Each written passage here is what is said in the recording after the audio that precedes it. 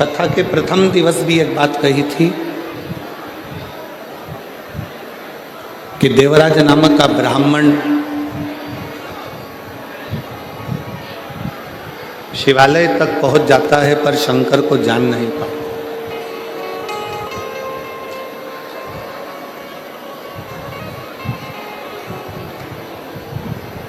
जैसे कोई संत, कोई साधु, कोई सन्यासी, कोई तपस्वी, कोई साधक, कोई उपासक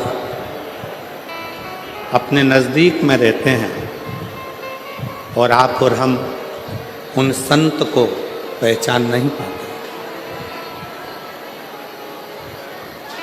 हम उन साधु को, हम उन तपस्वी को, हम उन साधक को, हम उन भक्त को जान नहीं पाते।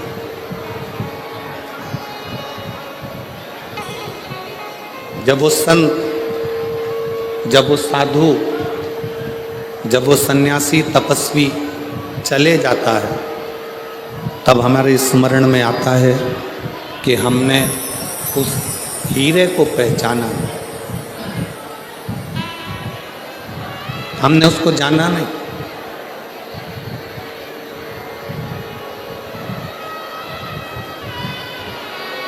संत के जाने के बाद, साधु के जाने के बाद, तपस्वी के जाने के बाद हम उसको पहचानने का प्रयास करते हैं कि हम उस संत को जान नहीं पाते। एक बात बताइएगा रतनगढ़ वाली जीजियों और रतनगढ़ के जितने जीजा बैठे हैं वो,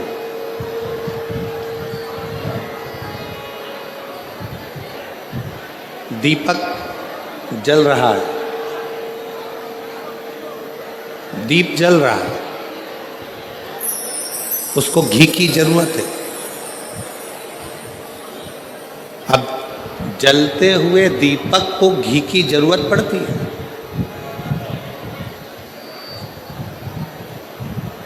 जलते हुए दीपक को घृत की जरूरत है। जलते हुए दीपक को घी की जरूरत पड़ रही है। और अगर वो दिया बुझ गया, वो दिया समाप्त हो गया, उसका प्रकाश चले गया, वो दीपक बुझ गया, फिर उसमें कितना भी घी डालो, कितना भी घृत उस दिए में डाला जाए, उसके लिए जरूरत पड़ेगी क्या? जम के बोलो जरा। अगर दीपक जल रहा है, दीप जल रहा है, दीपक प्रकाशित है, तो उसमें घी की जरूरत पड़ती है और घी उसमें डाला जाता है। दीप बुझने के बाद, दीपक का प्रकाश जाने के बाद आप उसमें कितना भी घी डालिए, कितना भी घृत डालिए, उसकी कोई मूलता नहीं, उसकी कोई महत्वता नहीं। उसी तरह जब संत, साधु, गुरुजन, तपस्वी जन, साधक जन, उपासक जन हमारे करीब में रहते हैं तब हम उन्हें पहचान नहीं पाते, हम उन्हें जान नहीं पाते। और जब वो संत, वो गुरु, वो तपस्वी, वो साधक, वो सन्यासी हमारे बीच में से चले जाते हैं तब हमारे को लगता है कि हम उनके करीब में होते तो अच्छा हो।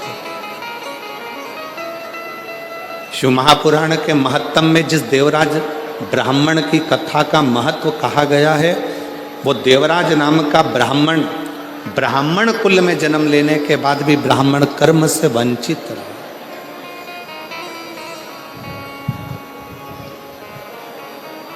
अपने कुल में, अच्छे कुल में जन्म लेने के बाद भी वो ब्राह्मण कर्म से वंचित रहे।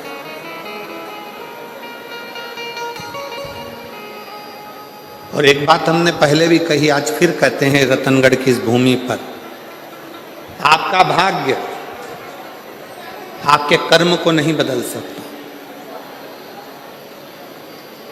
आपका भाग्य आपके कर्म को नहीं बदल सकता।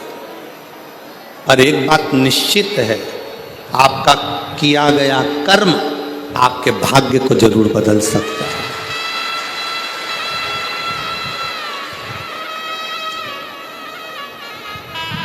भाग्य कर्म नहीं बदलेगा,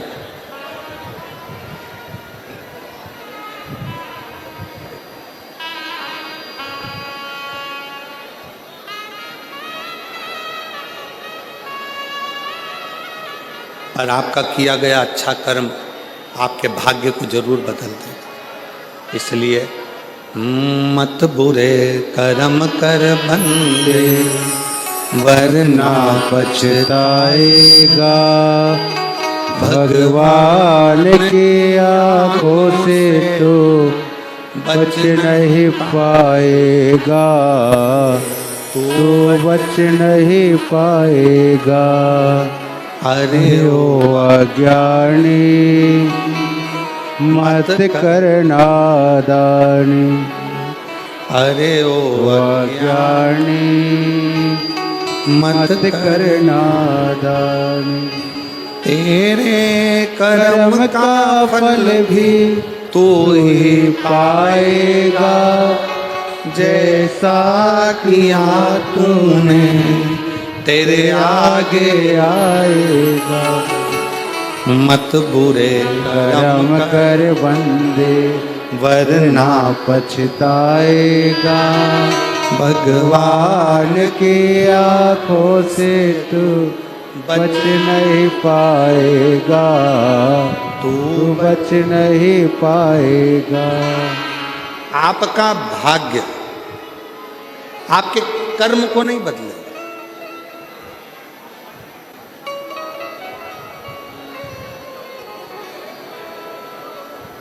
पर आपका कर्म आपके भाग्य को बदल कर रख देगा। श्रेष्ठ कर्म करो,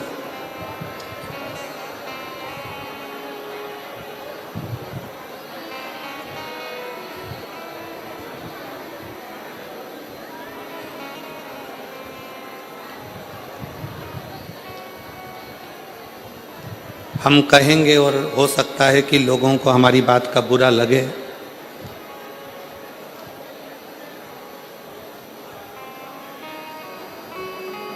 पूर्व में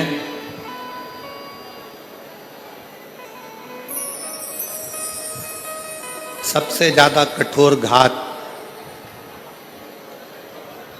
सनातन धर्म को तोड़ने के लिए 3 चीज पर किया गया था। पहले नंबर पर रोटी, दूसरे नंबर पर बेटी और तीसरे नंबर पर चोटी। सनातन को तोड़ने के लिए इन 3 पर कठोर घात पूर्व में किया गया। पूर्व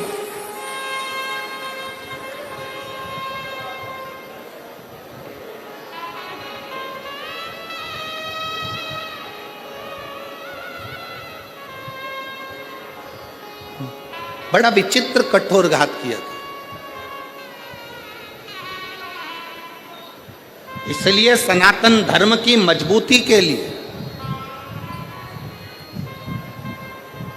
बेटी, रोटी और चोटी, इन 3 को बचाने का प्रयास करो तो सनातन धर्म अपने आप मजबूत होते चले जाए।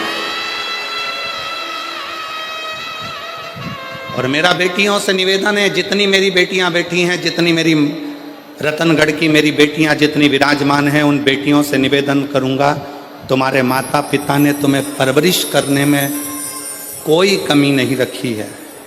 तुम्हारे माता पिता ने, और जितने आस्था चैनल पर सुन रहे हैं, जितने फेसबुक यूट्यूब पर कथा श्रवण कर रहे हैं, उनसे भी कहूँगा, मेरी बेटियों, तुम्हारे माता पिता ने तुम्हारी परवरिश करने में, तुम्हारी पढ़ाई कराने में, तुम्हें बड़ा करने में, तुम्हें वस्त्र पहनाने में कोई कमी नहीं रखी, अच्छे कॉलेज में भेजने में कोई कमी नहीं रखी। तुम्हें छोटे से गाँव से उठाकर जयपुर तक, जोधपुर तक पढ़ने के लिए भेजा। पर मेरी बेटियों से निवेदन है, अपने माता पिता का सिर मत झुकने देना, उनके संस्कारों का स्मरण करते हैं।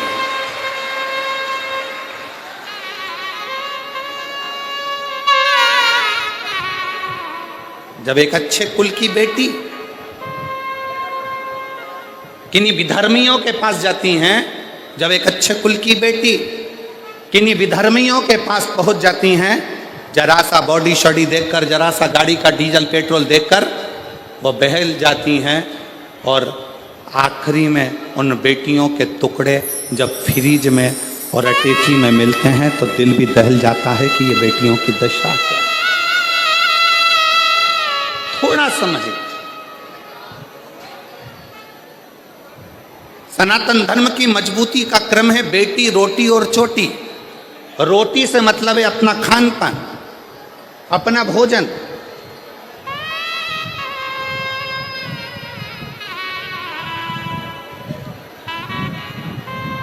आज हम किस तरह का भोजन ग्रहण कर रहे हैं सब जानते हैं। आज हम कैसा अन्न भाग ग्रहण कर रहे हैं सारी दुनिया जानती है।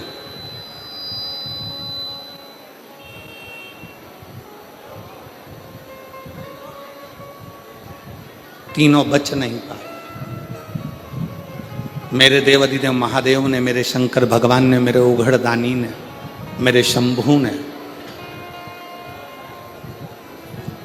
मेरे शिव ने, जब अमरनाथ जी की गुफा में माता पार्वती जी को लेकर मेरे शंकर भगवान अमरनाथ की गुफा में अमर कथा कहने के लिए बैठे,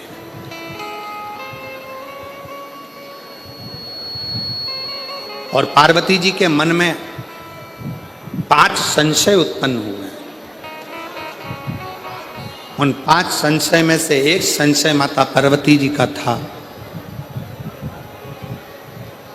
कि संसार में रहने वाला मानव जब घोर कलयुग आएगा, कलिकाल चलता जाएगा, कलयुग बढ़ता चले जाएगा, कलिकाल बढ़ता चले जाएगा, तो पाप कर्म में लिप्त होता चले जाएगा। पाप कर्म में वो लिप्त हो रहा। संसार में ऐसा कलिकाल में कोई जन्म नहीं लेगा जिससे हाथ से, जिसके शरीर के द्वारा, जिसकी वाणी के द्वारा, जिसकी चित्त वृत्ति के द्वारा, जिसके नयन के द्वारा, जिसके हृदय के द्वारा, जिसके श्रवण के द्वारा पाप कर्म ना हुआ। ऐसा कोई नहीं जन्मा।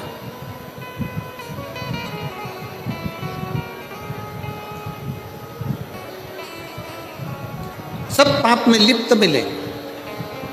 पार्वती जी ने कहा भगवान शिव से, भगवान ओघड़दानी से, भगवान शंकर से, बाबा मेरे मन के 5 संशय हैं।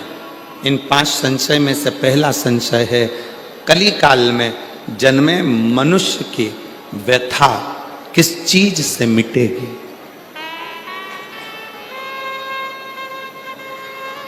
क्या करे कलयुग का मानव कि उसके मन की व्यथा समाप्त हो जाए। अभी कथा में कहा था, शारदा में जब कथा कह रहे थे महाराष्ट्र में, तो आपको कहा था भगवान राम जी के जीवन में इतना दुख आया, इतना दुख आया, राम जी को एक से बढ़कर एक संत मिले, राम जी को एक से बढ़कर एक ज्योतिषी मिले, राम जी को एक से बढ़कर एक दूरदृष्टि से देखने वाले संत, साधु, तपस्वी, साधक सब मिले, पर राम जी ने किसी को अपना हाथ दिखाकर ये नहीं पूछा कि मेरा भाग्य क्यों गड़बड़ है। संतों ने कहा राम जी से, राम क्या बात है, क्या हो गया? राम जी ने एक भी संत से, एक भी ऋषि से, एक भी साधु से, एक भी सन्यासी से, एक भी तपस्वी से, एक भी साधक से मेरे राम जी ने ये नहीं कहा कि मेरी हाथ देखकर बता दो, मेरा भाग्य देखकर बता दो, मेरे पिता के प्राण चले गए, मुझे अयोध्या छोड़ना पड़ी, मुझे अपनी माता पिता का त्याग करना पड़ा, मैं चलते चलते वन में आया तो मेरी पत्नी भी चली गई, इतना दुख कि मुझे 14 वर्ष तक ये दुख भोगना पड़ रहा है, मेरे दुख का कोई हल हो तो बताओ। राम जी ने एक भी संत से, एक भी साधु से, एक भी सन्यासी से, एक भी तपस्वी से, एक भी साधक से अपना हाथ दिखाकर अपना भाग्य नहीं पूछा। राम जी ने कहा जीवन में बहुत समस्या है पर उसका एक हल निश्चित है, और वो हल कौन सा है? जो तुलसी बाबा ने भी अपनी रामचरितमानस में लिखा कि कलयुग केवल नाम आधारा। तुलसी बाबा ने भी अपनी रामचरितमानस में लिख दिया कि कलयुग में केवल एक नाम की आधारशिला है। राम जी ने पूछा कोई ऐसा कर्म बता दीजिए, कोई क्या बताए। हाथ में भाग्य देखकर राम जी ने ये नहीं पूछा कि मेरा दुख क्यों आ रहा है, तकलीफ क्यों आ रही, कष्ट क्यों आ रहा है, कितने साल तकलीफ रहेगी, कितने साल दुख रहेगा, ये कितने साल भोगना पड़ेगा, ये राम जी ने नहीं पूछा। राम जी ने तो जाते से प्रणाम कर कर ऋषियों ने पूछा, राघव आपको क्या चाहिए। राम जी ने कहा, मुझे शंकर की कथा का रसतत्व ग्रहण करा दो, क्योंकि मेरे जीवन की व्यथा को शिव कथा समाप्त कर सकती है।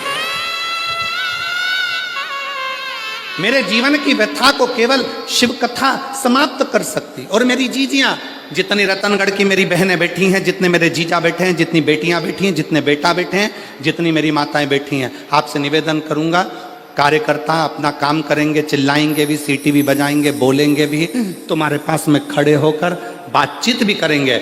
आपका एक काम है, सिर पे पल्लू लेके उसके पांव पड़ करके देना। मैं 2 घंटे 3 घंटे मुझे कथा सुन लेने दे, इसके लिए मैं तरस रही थी और इंतजार कर रही थी इस कथा के लिए। मुझे सुनना, केवल श्रवण करना। पास में बैठी तुम्हारी बहन, तुम्हारी सहेली भी अगर तुमसे बात करे तो उसको हाथ जोड़ कर कह देना, एक दिन कथा टीवी पर नहीं आई, एक दिन कथा रतनगढ़ में नहीं हुई तो बेचैनी बढ़ गई कि हम रतनगढ़ वालों का कौन सा पुण्य थोड़ा थोड़ा कम हो गया था, ऐसा क्या हो रहा था जो हम कथा से वंचित हो रहे। और ईमानदारी से बोलूं, रतनगढ़ वालों का पुण्य कम नहीं हुआ है, रतनगढ़ वालों की पूरी परीक्षा मेरे शंकर भगवान ने ली है और परीक्षा में पास हुए।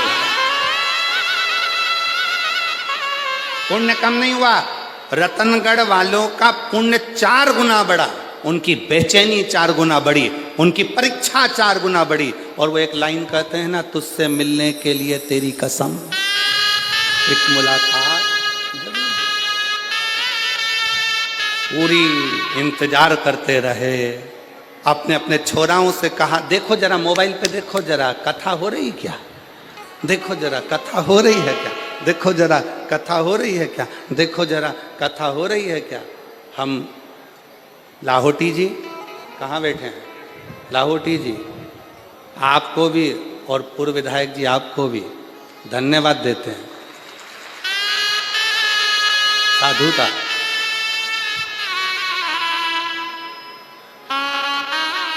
लाहौटी जी, अगर कोई दूसरा जजमान होता ना तो हार गया होता।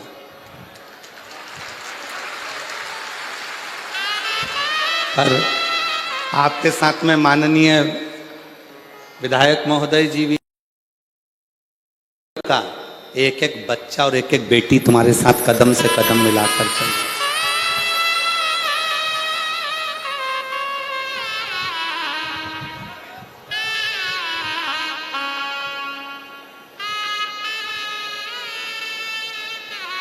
और मेरे भोले तेरा सहारा है, मेरे भोले तेरा सहारा है, मेरी नैया का तू किनारा है, मेरी नैया का तू किनारा है। मेरे बाबा तुझे पुकारा है, मेरे बाबा तुझे पुकारा है, मेरी नैया का तू किनारा है, मेरी नैया का तू किनारा। राम जी ने कहा कि मुझे शिव की कथा सुना दो तो मेरी व्यथा समाप्त हो जाएगी। बस यही कथा शिव पुराण की कहती है। आपको जो 5 दिन मिले हैं, इस कथा को इतने प्रेम से सुनना कि तुम्हारे जीवन का सारा दुख, सारी व्यथा समाप्त हो जाए और शिव तुम्हारी झोली में खुशियां भर दे। बोल बम का नारा है, इतना धीरा बोलेगे तो कल्याण तुम्हारा। बोल बम का नारा है, श्री शिवाय। शिव तत्व को जान, कथा व्यथा को मिटाती, एक पत्र है, देखिए, हम ज्यादा पढ़ नहीं पाए पत्रों को।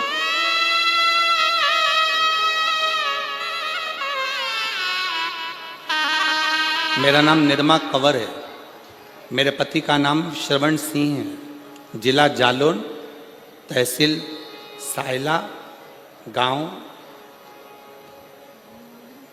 थलवाड़, गांव क्या लिखा है, थलवाड़ की रहने वाली हूँ। कहीं बैठी हो तो हाथ हिला सकती हैं, अगर कहीं बैठी हो। मेरा नाम निर्मा कंवर, मेरे पति का नाम श्रवण सिंह है।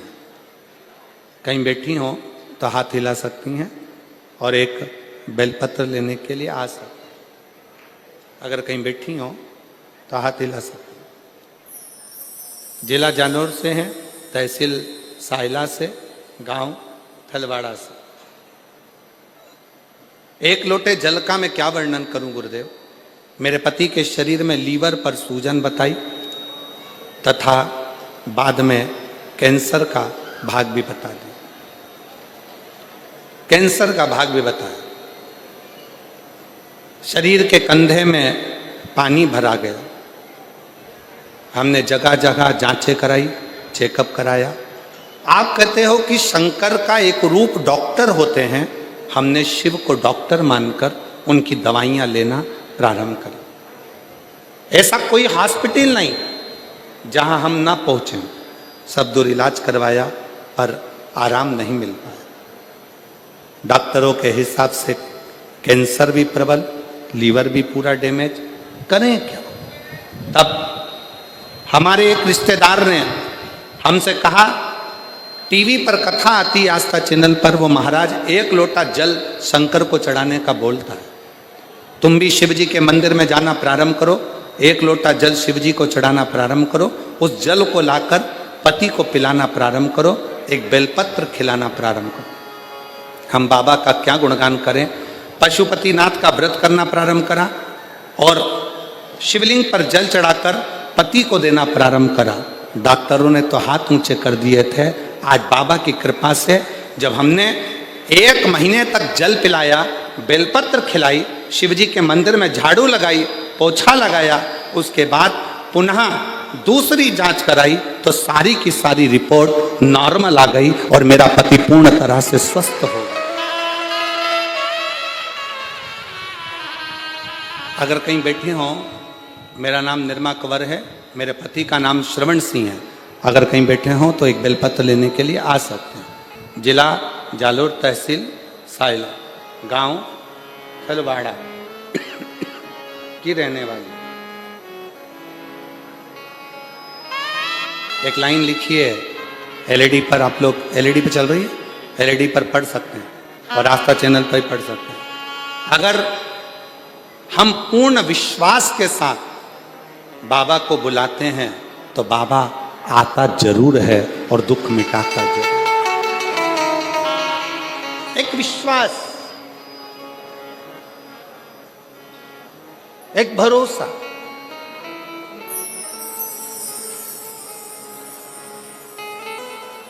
तुलसी बाबा ने कहा अपनी भाषा में कि कलयुग केवल, जम के बोलो या, कलयुग केवल नाम धारा। कलिकाल में नाम की महत्वता को बढ़ाओ, जपो, भजो, किसी आडंबर में ना पड़ते हुए, किसी दिखावे में ना पड़ते हुए।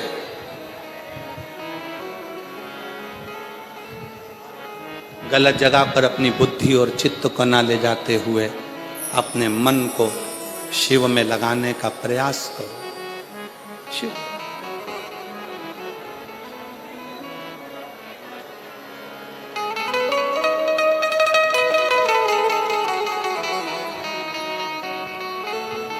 उसको भजो। आप कथा सुनने के लिए बैठे हो, लाखों की संख्या में आप लोग आए हो, कथा श्रवण करने के लिए बैठे हो। आस्था चैनल पर भी कथा श्रवण कर रहे हो, मोबाइल पर भी कथा सुन रहे हो, पंडाल में बैठकर भी कथा सुन रहे हो।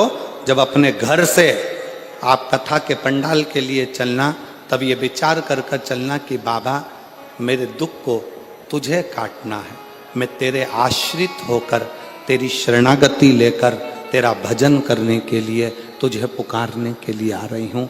मेरी सामर्थ्यता नहीं, क्योंकि मेरा दुख प्रबल, दुख प्रबल।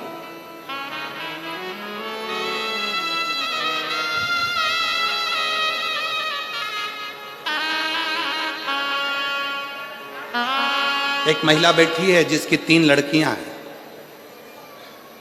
तीनों लड़कियां साइनी हो गई, बड़ी हो गई। बड़ी होने के बाद भी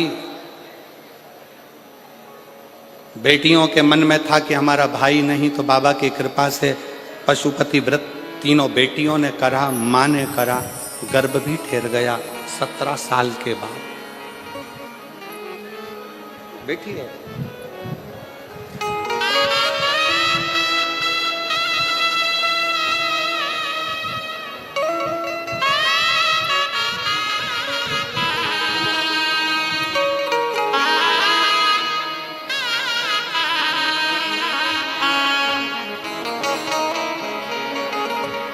सबसे पहले मैं लाहौटी परिवार का धन्यवाद देना चाहती हूँ, जिन्होंने रतनगढ़ में शिव महापुराण की कथा को करवाकर हम सभी को शिव जी से मिलन करवाए।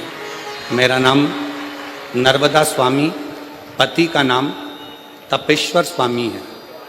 मैं गांव सातड़ा, जिला चुरू की निवासी हूँ। मेरी शादी 2008 में हुई थी। कहीं बैठी हों तो आप आ सकती हैं, एक बेलपत्र लेने के लिए आ सकती हैं, और अगर बच्चा साथ में आया हो तो उसको भी ला सकती हैं। आपकी हैं, आ जाइए, आ जाओ। मेरा नाम नर्मदा स्वामी, पति का नाम तपेश्वर स्वामी, चुरू जिला गांव सातड़ा से। बेटियां हैं 3। सबने मिलकर पशुपतिनाथ का व्रत एक पुत्र की कामना से किया, पर गर्भ में बच्चे की दानी में छोटी छोटी बहुत सारी गठानें थी, जिन गठानों के कारण बस संतान का सुख नहीं मिल सकता था। डॉक्टर ने कह दिया गर्भ अगर ठहरेगा तो ये गठानों के कारण तुम्हारा बच्चा पूर्ण नहीं होगा, इसको गिरा दीजिए। अब इतने साल के बाद बच्चा ठहरा है, फिर कैसे गिरा दे? गठान भी गर्भाशय में ढेर सारी। डॉक्टर ने कहा पहले इसका ऑपरेशन कराओ, फिर बच्चे को जन्म। तब आपकी कथा चैनल पर घुमाते घुमाते श्रवण करना प्रारंभ करी, और कथा सुनते सुनते बाबा से विनय करा, निवेदन करा कि गर्भ में जितनी गठाने हैं गर्भाशय में वो सब गल जाए। बाबा की कृपा से जल चढ़ाना, शिव जी के मंदिर जाना, श्री शिवाय नमस्तुभ्यम जपना, पंचाक्षर मंत्र नमः शिवाय जपना, षडाक्षर मंत्र ओम नमः शिवाय का जाप करना निरंतर चालू रखा, और बाबा की कृपा से मेरा गर्भ ठहर गया, और गर्भ में जितनी गठाने थी वो सारी गल गई। और बाबा की कृपा से 17 साल के बाद 30 अगस्त 2024 को मेरे घर में पुत्र रत्न की प्राप्ति हुई। मैं बाबा को यहाँ प्रणाम करता हूँ। एक विश्वास, एक भरोसा,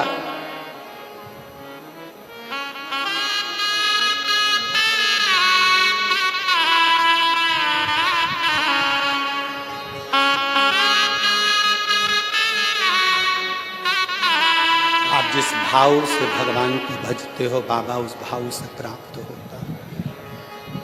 जो जैसी भावना, सब गाइए, सब बोलिए। मुझे उम्मीद है मेरी रतनगढ़ की जीजियों को टीवी पर सुनते सुनते कथा की एक एक लाइन का स्मरण है। विश्वास है मेरा, आप भी बोलिए। जो जैसी भावना वो सारी फल पाया, नहीं खाली उस जो मन नहीं और कर दिया माला माल काशी वाले, लुटा दिया भंडार काशी वाले, कर दिया काशी वाले लुटा दिया भंडार काशी वाले। अपने भाग्य से कर्म नहीं बदल सकता, पर अपने कर्म से भाग्य जरूर बदल सकता। एक मेहनत, एक लगन, एक परिश्रम,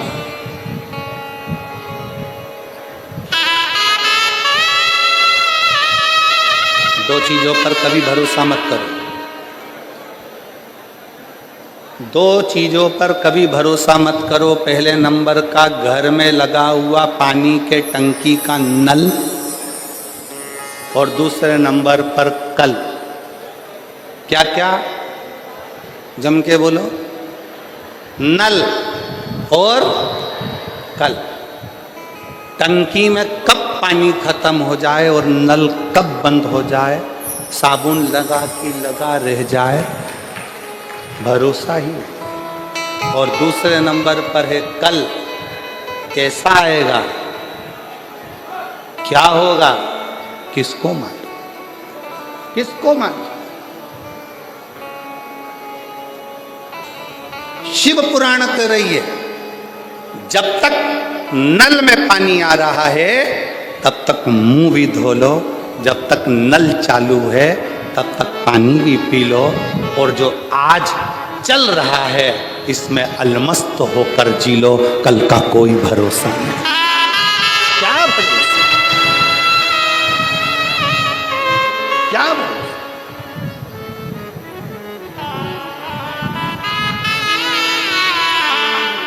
हर पल, हर घड़ी, हर क्षण शंकर भगवान की कथा कर रही है। भगवान शिव माता पार्वती जी से करे, पार्वती जी कलिकाल में, कलयुग में आपका संशय है।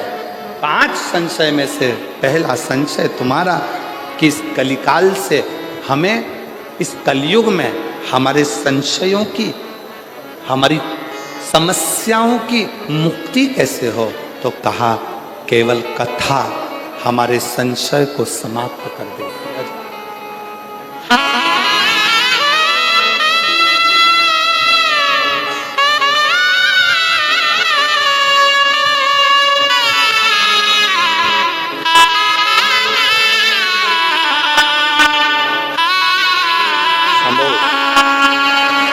शंभू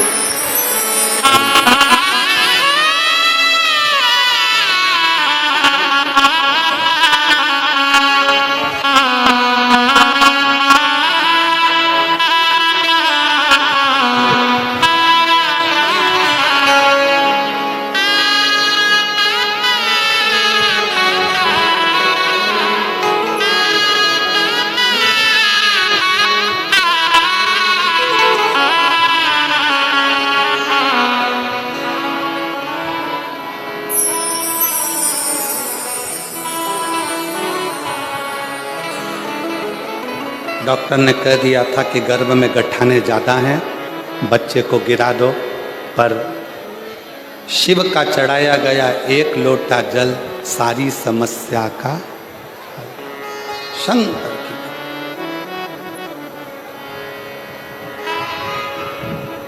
पार्वती जी का पहला संशय, माँ जगज्जननी जगदम्बा अम्बा पार्वती जी का संशय, संशय।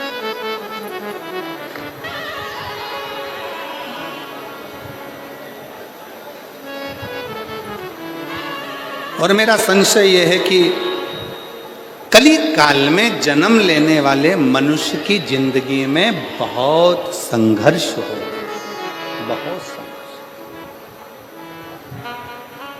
कलिकाल में जन्म लेने वाले मानव की जिंदगी में बहुत तकलीफें हो, बहुत कष्ट हो। वो कैसे निकले, वो कैसे समाप्त हो।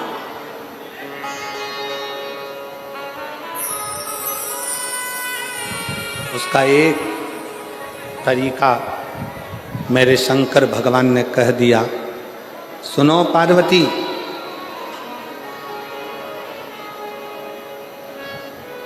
कलिकाल में जन्म लेने वाला मानव जब पूर्ण समर्पण के साथ मुझे भजेगा, पूर्ण समर्पण के साथ।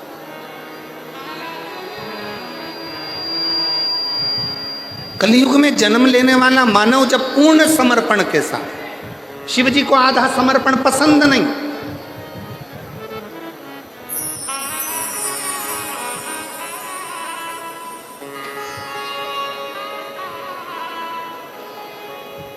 किसी भी देवता को आधा चावल का दाना चढ़ेगा, स्वीकार कर लेंगे। आधी वस्तु चढ़ेगी, स्वीकार कर लेंगे। पर केवल एक देवाधिदेव महादेव ऐसे हैं जिन्हें बहुत सारा नहीं चाहिए। चावल का अगर एक दाना भी तुम चढ़ा रहे हो तो वो पूर्ण चाहिए, पूर्ण, उसमें अधूरा नहीं चाहिए। इसलिए पशुपतिनाथ का जो व्रत होता है, अगर माताएं पशुपतिनाथ का व्रत करती हैं तो पशुपतिनाथ के व्रत का एक नियम बड़ा प्रबल है कि आपने पशुपतिनाथ के व्रत के लिए जो प्रसाद बनाया है, खीर बनाई या सीरा बनाया, हलवा बनाया, या आपने मीठा भात बनाया, या आपने चूरमा बनाया, या आपने लड्डू बनाया, या जो भी सामग्री आपने प्रसाद में बनाई है, वो प्रसाद में जितनी सामग्री कढ़ैया में बनाई है, वो कढ़ाई की पूरी सामग्री मंदिर जाती है। उसमें से ऐसा नहीं कि मैं आधी सामग्री मंदिर ले जाऊं, उसके 3 हिस्से कर दूंगी, भगवान को भोग लगा दूंगी और आधी सामग्री बच्चों के लिए छोड़कर चली जाऊं, ना, भगवान उसको स्वीकार नहीं करते। शिव को पूर्ण चाहिए। आधा समर्पण मेरे शंकर को प्रियता नहीं है, पूर्ण समर्पण।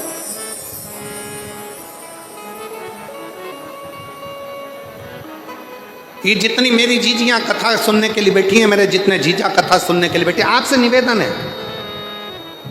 7 दिन पूरी कथा नहीं सुन सकते, 5 दिन पूरी नहीं सुन सकते, 3 दिन पूरी नहीं सुन सकते, अगर 1 दिन की कथा भी आप शिव महापुराण की सुन रहे हैं तो पूर्ण सुने।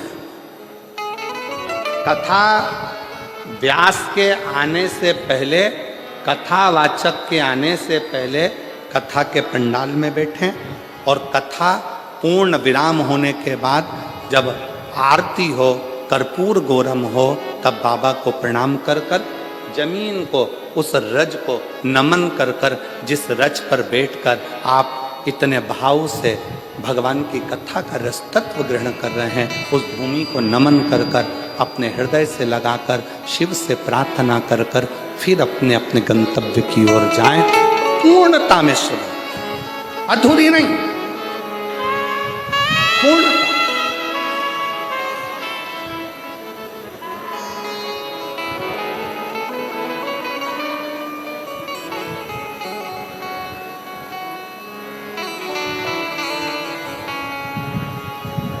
और जब हम पूर्णता में कथा का रस तत्व ग्रहण करेंगे तो शिव पूर्णता में देगा।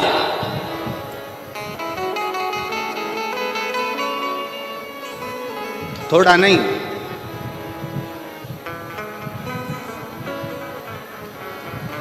देवता देते हैं पल्ला झाड़ कर और महादेव देते हैं छप्पर फाड़ कर, थोड़ा नहीं देता। मेरा ओ घड़दानी, मेरा शंकर, मेरा त्रिकालदर्शी, मेरा कैलाशी, मेरा अविनाशी, मेरा शिव, मेरा त्रिपुंडधारी, त्रिशूलधारी, त्रिनेत्रधारी, त्रिलोकी का नाथ, मेरा शंभु जब भी देता है थोड़ा बहुत नहीं देता, बहुता बहुत।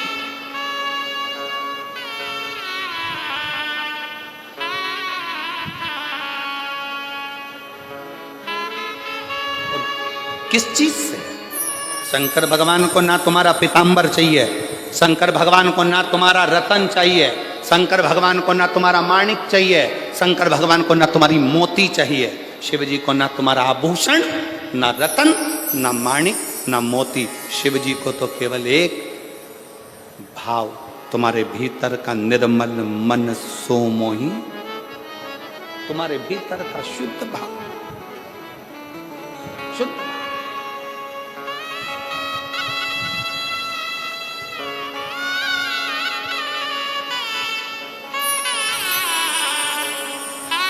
इसी राजस्थान की मीरा माँ, मीराबाई,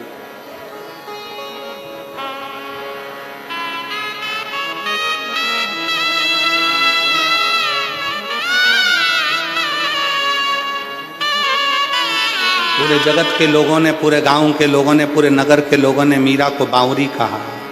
मीरा भई रे बावरी। पर समझाए कौन? ज्यादा धन मिलता है तो लोग पागल होते हैं, बहुत ज्यादा प्रेम होता है तो लोग पागल होते हैं, और जिसको स्वयं गिरधर गोपाल मिल गया हो तो वो पागल नहीं हो सकता क्या? जरा विचार करिए।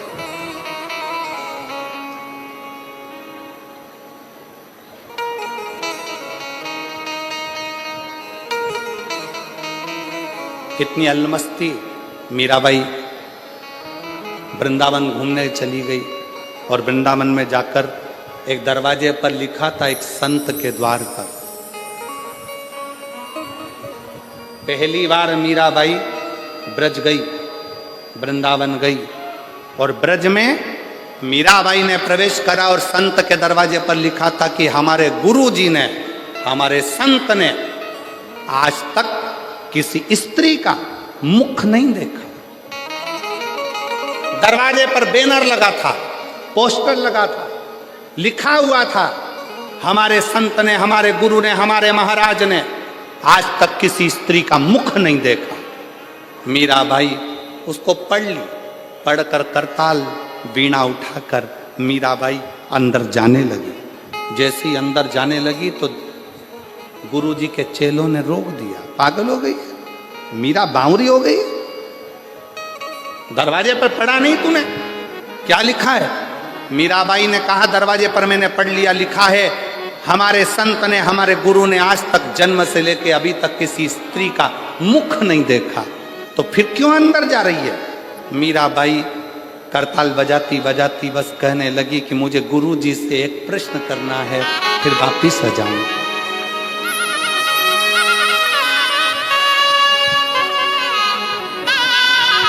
केवल एक प्रश्न। मीरा कह रही है मुझे केवल एक प्रश्न करना है, मैं वापस लौट कर आ जाऊंगी। संत के दरवाजे पर पहुंचने पर गुरुजी के चेलों ने मीराबाई को पकड़ लिया, अंदर जाने नहीं दिया। मीराबाई छुड़ाई हाथ, करताल बजाती बजाती मीराबाई संत के दरवाजे पर अंदर प्रवेश कर गई और संत के सामने जाकर मीरा गिरधर को याद कर कर, स्मरण कर कर पुकारने लगी। जैसे ही पुकारा वैसे ही संत के नेत्र खुल गए। संत के नेत्र खुले और संत के नेत्र खुले। नेत्र खोलते से संत ने मीराबाई को देखा, देखते से कहा, मीरा तूने दरवाजे पर पड़ा नहीं था? मैंने आज तक जन्म से लेकर अभी तक किसी स्त्री का मुंह नहीं देखा, और तू मुझे अपना चेहरा दिखाने के लिए मेरे इस आश्रम में आ गई? क्यों?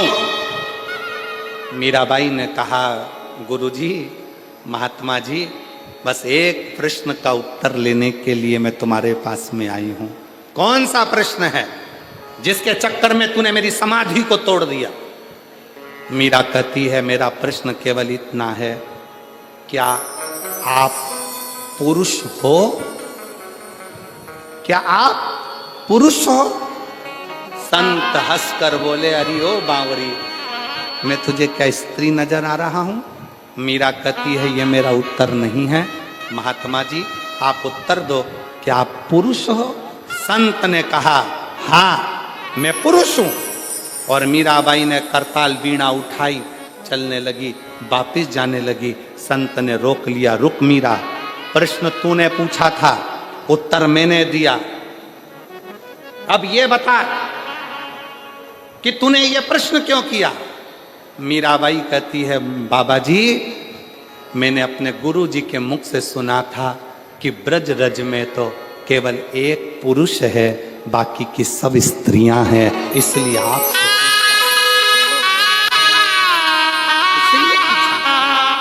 ब्रज की भूमि में केवल एक पुरुष है और वो कृष्ण है, बाकी की सब गोपियां हैं। और आप कहते हो कि मैं पुरुष हूं। अगर आप पुरुष हैं तो फिर कृष्ण आपको कभी नहीं मिल सकता, क्योंकि कृष्ण तो गोपी का जब भाव हृदय में आता है तब कृष्ण मिलते हैं, तब कृष्ण।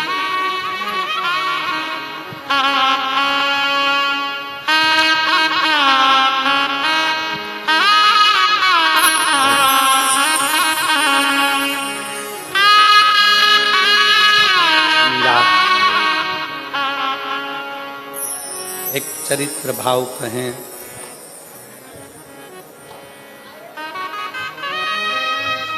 पंद्रह वर्ष मीराबाई ब्रज में रही। कितने वर्ष? जम के बोलो जरा, जम के। 15 वर्ष मीराबाई ब्रज में रही। 15 वर्ष पूरे ब्रज में घूम कर आना, पूरे ब्रज का दर्शन कर कर आना। और निधि वन के पास में मीराबाई की हवेली है। एक बार पूरा ब्रज घूम लेना और एक बार निधि वन के पास में दरवाजे पर लिखा है मीराबाई की हवेली। 15 साल मीराबाई उस हवेली में रहकर कृष्ण को पुकारती थी। मीरा की आंख से आंसू बहते थे और कृष्ण पास में बैठकर आंसुओं को पोंछते थे। वो भारत की भूमि पर केवल एक ही स्थान है, वो मीरा की हवेली है। और मेरा विश्वास कहता है रतनगढ़ के लोग वहां होकर आए होंगे, मेरा भरोसा करता। कौन कौन गए हो वहां? ब्रज में मीराबाई की हवेली में कभी पांव रख कर देखना।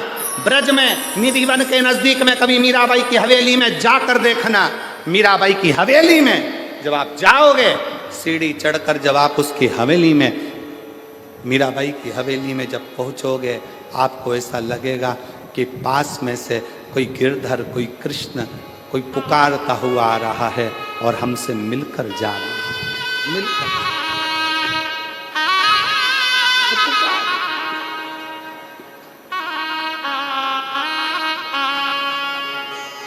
हरि के रंग में, प्रभु के रंग में ना मेरा, हरि के रंग में, प्रभु के रंग में, हो मेरा, हो मेरा, हो मेरा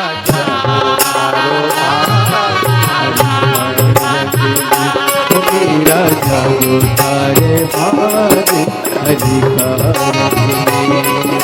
हरे के रंग में, प्रभु के रंग में, प्रभु के रंग में, हो मेरा, हो मेरा जागा तारा भाग हरि के रंग में, हो मेरा जागो थारो भाग अधिकार में, हो मेरा जागो थारो भाग अधिकार में। भाव से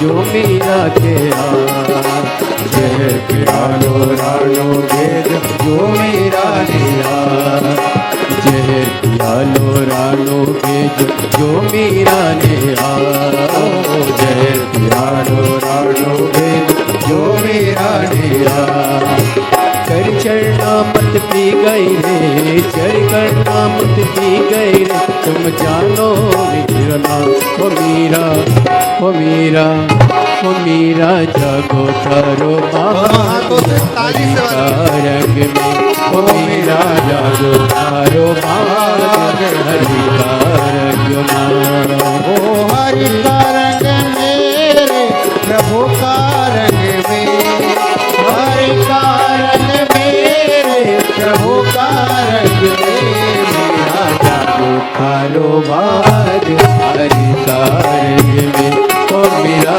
जागो कारो बाज हरि का रंग में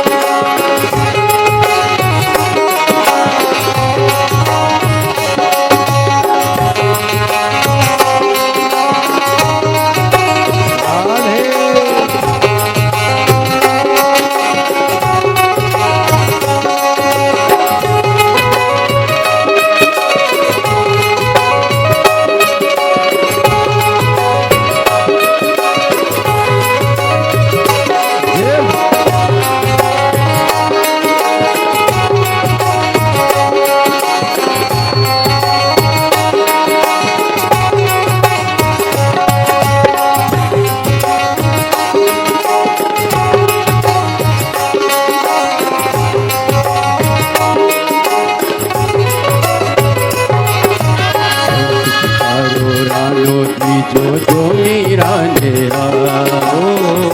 प्यारो रानो जो मीरा ने खोल पिटारो देखने लागी खोल पिटारो देखने लागी बन गए नौलख हार ओ मीरा ओ मीरा ओ मीरा जागो तारो भाग हरि का रंग में ओ मीरा जागो तारो भाग हरि का रंग में हरि का रंग मेरे प्रभु का रंग में ओ हरि का रंग में प्रभु का रंग में ओ मेरा जरो मारो भाग हरि का रंग में ओ मेरा जागो तारो भाग हरि का रंग में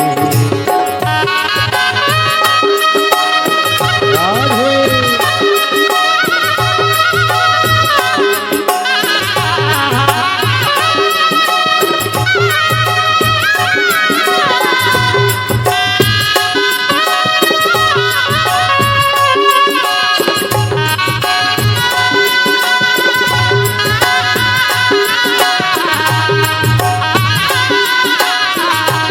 Ah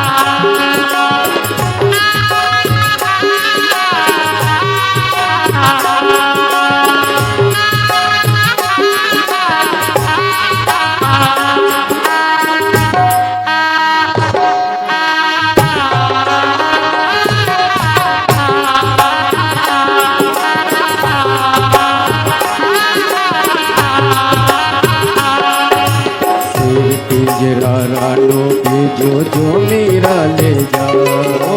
शेर पिंजरा रानो भेजो जो मेरा ले जा।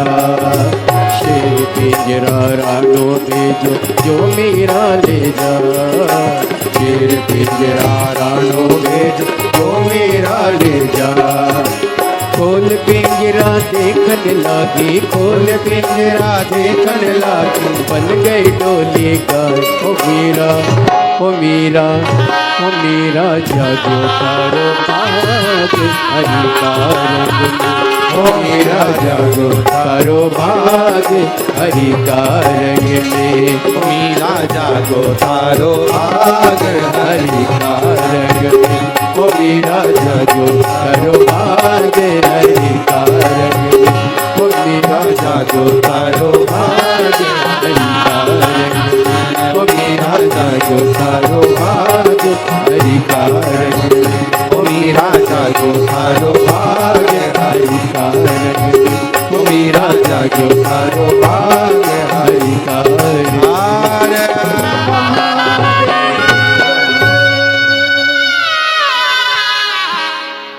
अपने स्थान पर बैठकर भगवान देवाधिदेव महादेव को बड़े भाव से प्रार्थना करेंगे, निवेदन करेंगे। जिस प्रार्थना को करने के लिए शिव भक्त शिव जी की कथा में, शिव पुराण में पहुँचते हैं, वही प्रार्थना आप और हम बड़े प्रेम से सब लोग मिलकर बड़े आनंद के साथ करेंगे। हृदय से बाबा को विनय करें, निवेदन करें। जिसको आता है वो साथ में बोलेंगे। जब प्रार्थना करने के बाद 2 क्षण के लिए मौन हो, तब अपने मन का भाव शिव को अवश्य सब साथ में बोलें।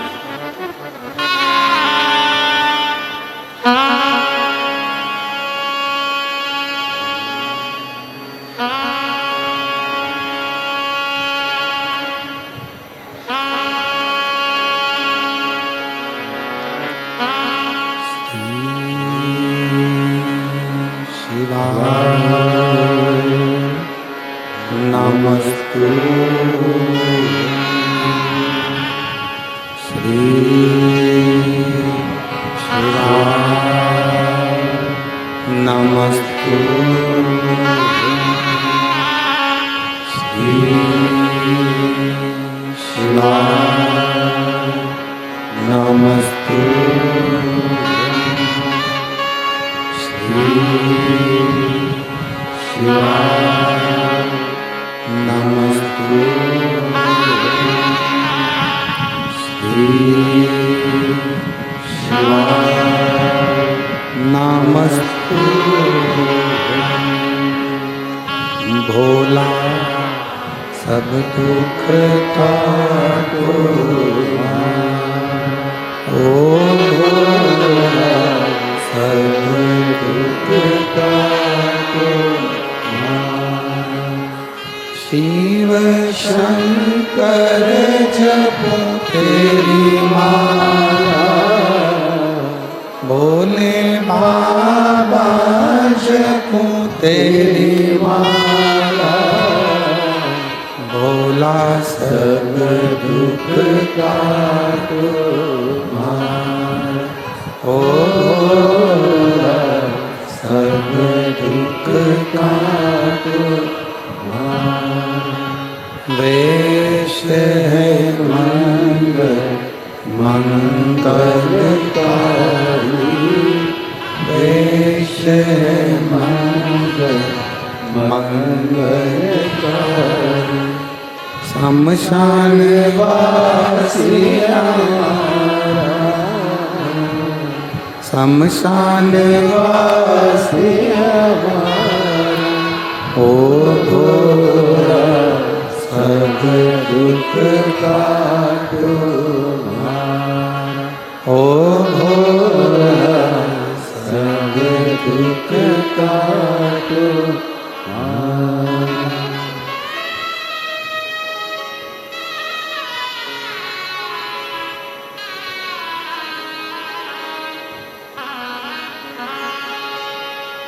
बाबा देवाधिदेव महादेव, भगवान शिव, ओगड़दानी, त्रिकालदर्शी, कैलाशी, विनाशी शंकर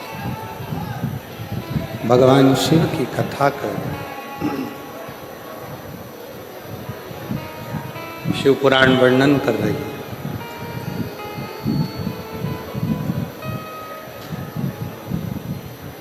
कली काल के एक स्वरूप का वर्णन मां पार्वती जी ने शिव जी से किया।